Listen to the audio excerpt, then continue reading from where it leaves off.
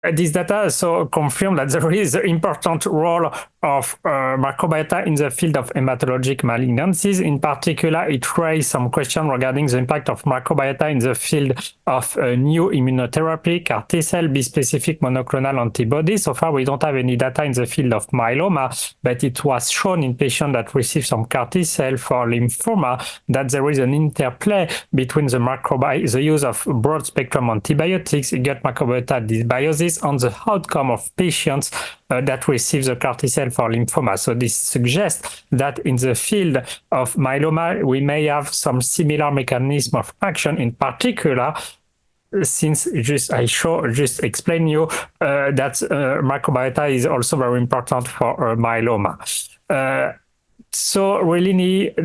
probably that when we are going to treat our patients, what would be great is to have some kind of biomarkers of microbiota dysbiosis, of to know if patients have some bad bugs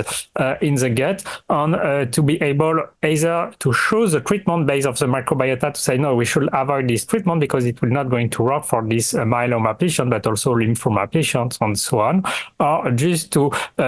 give a therapeutic intervention to restore a good microbiota and be able to use the good immunotherapy or the good chemotherapy in the patients.